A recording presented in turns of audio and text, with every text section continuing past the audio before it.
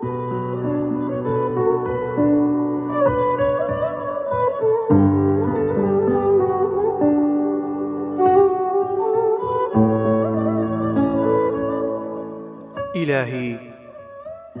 بەدەستێکی لەرزۆک و بەم دڵە پەرێشانەوە بە چ ڕازێک و بە چ گوفتارێک زمانمان بێتە گۆ،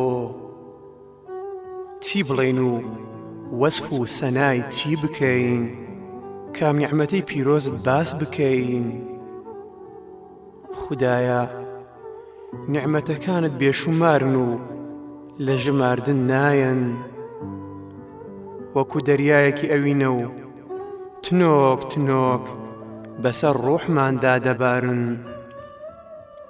خودایە لەم ژوانە نزایەدا دێین تا لەگەڵ جەستە و ڕوح و نەفسماندا ئاشتەوایی ساز بدەین. خودایە دڵ و ڕوحێکی زیندوو، دەروونێکی پاک و هەستێکی ناسکمان بەرێ، تا زاهیدانە تۆ بناسین و عابیدانە بەندایەتیت بۆ بکەین. خوایە گیان هاتوین تا فرمێسکی پەشیمانی بڕێژین و لە ناخماندا ڕاز و نیازی عاریفانە و دڵزیندوان بڕوێنین. خودایە ڕوح و دڵمان بتوێنەوە لە نێو خۆشەویستی خۆتدا.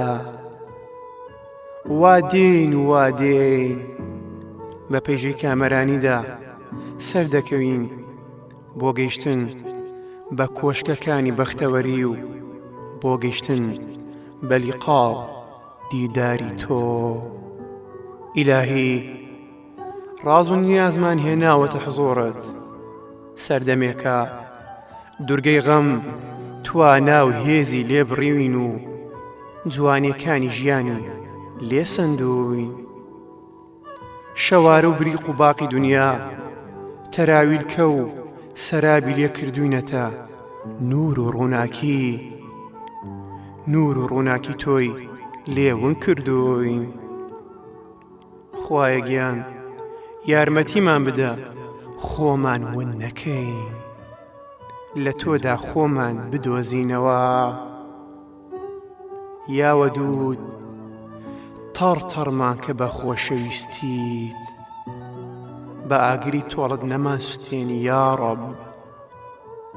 بە نووری هیجرانت بمانژیێنە، بە شەپۆلەکانی فیراق و جوداییت نەمان تاسێنی و بۆ کەناری یەس و نائومێدیمان نەبەی.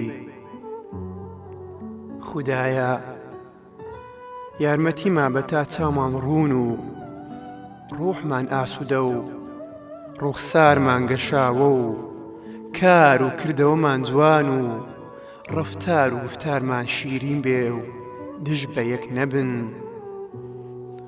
خودایە یارمەتیمان بدە پەیوەندیمان پتە بکەین و خۆشەویستی و سۆزمان بۆ یەکتری بەردەوام بێ و تەنیا و تەنیا لە ڕەزامەندی تۆ لە پێناو تۆی خالقدا یەکترمان خۆش بوێ. یا ئەرحەم الراحمین.